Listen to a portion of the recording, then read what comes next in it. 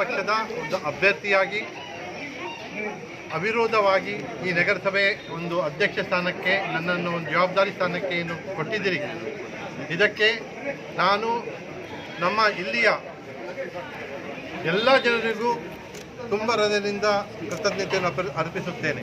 ನಮ್ಮ ಮಾನ್ಯ ಮುಖ್ಯಮಂತ್ರಿಗಳು, ನಮ್ಮ ಉಸ್ತುವಾರಿ ಸಚಿವರು, ನಮ್ಮ ಸಂಸದರು ಹಾಗೂ ನಮ್ಮ ನೆಚ್ಚಿನ ಶಾಸಕಿಯರು ಇವರೆಲ್ಲರ ಒಂದು ಆಶೀರ್ವಾದ ಹಾಗೂ ಸಹಕಾರ ಇವತ್ತಿಗೆ ಭಾರತೀಯ ಜನತಾ ಪಕ್ಷಕ್ಕೆ ಈ ಒಂದು ಸ್ಥಾನಕ್ಕೆ ಬರಲು ಸಹಾಯವಾಗಿದೆ.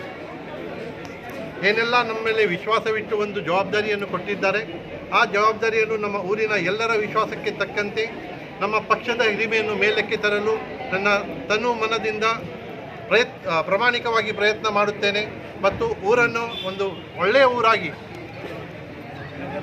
ಒಳ್ಳೆಯ ನಗರವಾಗಿ ಮಾಡಲು ಹಾಗೂ ಸ್ಮಾರ್ಟ್ ಸಿಟಿಯಲ್ಲಿ ಬರಬೇಕಾದಂಥ ಎಲ್ಲ ಪ್ರಯತ್ನವನ್ನು ಮಾಡಿ ನಮ್ಮ ಊರಿನ, ನಮ್ಮ ಪಕ್ಷದ, ನಮ್ಮ ಮೇಲೆ ವಿಶ್ವಾಸಿಟ್ಟ ಎಲ್ಲರ ವಿಶ್ವಾಸವನ್ನು ಉಳಿಸುತ್ತೇನೆ ಅಂತ ಹೇಳಲು ಈ ಸಮಯದಲ್ಲಿ ನಾನು ಪ್ರಯತ್ನ ಮಾಡ್ತಾ ಇದ್ದೀನಿ. Thank you. ಟೊಟ್ಕರ್ ಅವರ ಸಹಕಾರ ಕೂಡ ತುಂಬ ಇದ್ದು ಅವರಿಗೆ ನನ್ನ ತುಂಬ ಹೃದಯದ ಒಂದು ಕೃತಜ್ಞತೆಯನ್ನು ನಾನು ಹೇಳುತ್ತೇನೆ. ಅವರು ಹಾಗೂ ಪಕ್ಷೇತರರಾಗಿ ನಮ್ಮ ಪಕ್ಷಕ್ಕೆ ಬೆಂಬಲ ನೀಡಿ ಕಾರವಾರ ಊರಿನ ಒಂದು ಡೆವಲಪ್ಮೆಂಟಿಗೆ ಸಹಕಾರ ನೀಡಿದಲ್ಲಿ ನಮ್ಮ ಎಲ್ಲ ಪಕ್ಷೇತರರಿಗೂ ಕೂಡ ನಾನು ತುಂಬ ಹೃದಯದ ಒಂದು ಕೃತಜ್ಞತೆಯನ್ನು ಹೇಳುತ್ತೇನೆ.